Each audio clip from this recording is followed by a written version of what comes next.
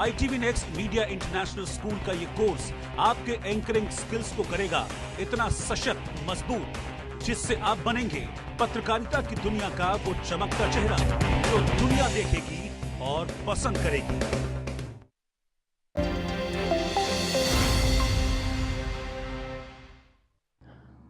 As we explore the different areas in the hill districts, we are also trying to know more what is the mood on the ground, and as we speak to a lot of different displaced people, we are also speaking to some of the people who are actively working on a social level.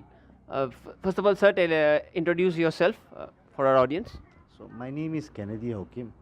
I work with the organization called Kuki Khanglai Lompi.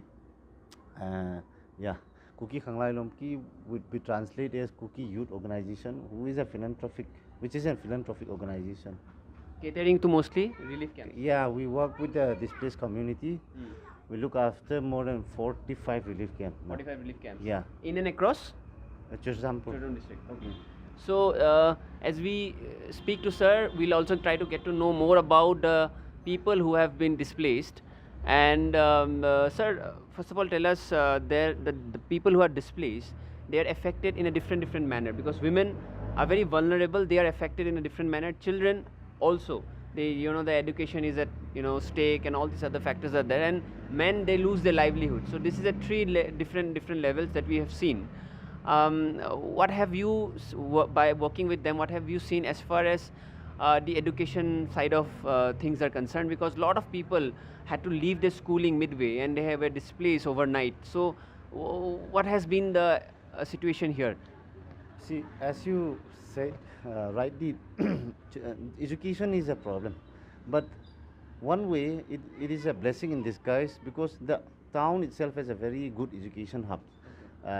But speaking of which, it's all private schools, and again, they don't have this financial status to enroll themselves in this private school. So most of the people here have to go to government school. But over this 2 years time, I'll tell you very good news. 4 students have cracked their NEET exam, and 1 have cracked their SSC GD exam. So yeah, it's going on. We are still building up. We are still building up, and we have this community school, KSO community school, which is like 80% of the students are from displaced community, which is run by the Cookie Student Organization. In that way, education was at whole. Now it's slowly it's in transition, and it's developing. But indeed, a good news that you told me just now, that people have cleared NEET exam from here. It's a very prestigious exam, and which shows you that amid the adversity, there is still hope among the people who to do better amid the challenges that they are facing. As far as women are concerned, sir, much has been spoken about the violence, but we have not spoken much about the aftermath of the violence, wherein women have been displaced, and they have had to face a lot of issues also. As far as their livelihood in relief camps is concerned, because we also have the Prime Minister coming in, we want to highlight some issues. What areas that needs immediate concern as far as women are concerned? Before going to that, one important factor which regarding education, which I would really wanted to highlight, is that I think it was on the month of August that we felicitate the passing out of 12th grade student, which was more than 80 students. And yeah, few got up in first division, and a lot of people have passed. Which year, sir? This year, yeah. And that shows that amidst the conflict, people are somehow taking this study very seriously. Very nice. How many people were passing out? That's what I'm saying. More than 80 people. 80 people. Yeah, in different camps. Yeah. And from education perspective, I'll tell you one thing. In every years of this SSC exams and all, people, there are a lot of Cookie Zoo people who have emerged out as a successful candidate, IBPS, everything. So the whole idea is we are a community who love studying, who are always in competition mode. Coming back to your question, see, if you see the town, the Lamka town, is over populated, the ratio, and people are struggling very hard to find works here. For instance, I think I didn't show you that. They're trying every little bit to make some money. For instance, they are they are weaving basket, and a lot of agencies from the government and non-government sectors are trying their best to give them opportunities like weaving, Right. tailoring, and making basket, all this handicraft work. But still, if you have to compare with the older days and now, it's like day and night. It's very different, because I'll tell you one area. The people who are affected most stays in the periphery region. Right. For example, you see Bishnupur district here, Yeah. and if you go upwards like 10-15 kilometers from the main road, those are Kuki inhabited area. Right.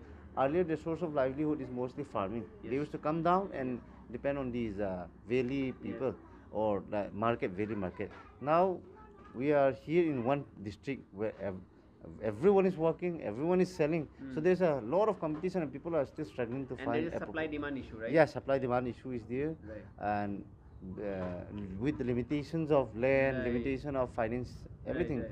So they are still struggling to get a decent amount of income Right. every day. As far as the relief camp is concerned, lastly, sir, we'll like to ask you, since the PM is also here and he's going to also inaugurate a slew of projects, what more can be done? What can be done? We are also trying to highlight it nationally that that livelihood can be better and the situation can improve at least 10-20% more. Yes. Relief, see, there's a structure, very beautiful concept called prefabricated house here in the district. There are 3 prefabricated house which is already built, and people have started occupying.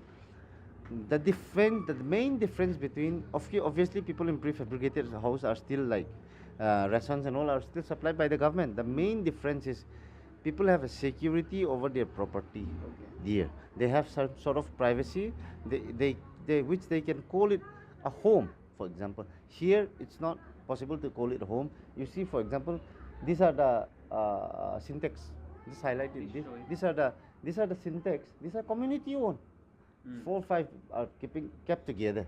For example, in fabricated house, your belonging, you can lock inside. You can go out and walk. Sense of ownership is Yeah, there. sense of ownership is there, sense of security is there, and then you can even go out, find a job, do something.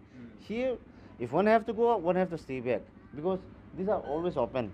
People like different people, diverse people are staying here, and there's no sense of privacy. Often the time we used to see they getting robbed again. So the main point is that the latest thing which the thing that we needed the most is a sense of a prefabricated house, more number of prefabricated house which is to be built, and then some sort of livelihood. Yes. Obviously, some sort of livelihood which can be provided Yeah. through agencies like MSRLM, through agencies like there are various agencies. I understand. That is our huge demand.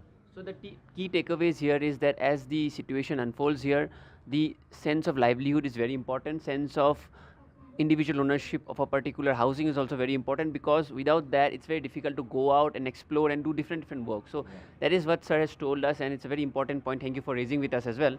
As we travel across the Churchandpur district, we are going to speak to different people, politicians as well as CSO people, social people, activist people, and also the ground people who have been displaced, to find you the answers as to what is the need of the hour as far as the Manipur conflict and the people who have been displaced in the conflict is concerned.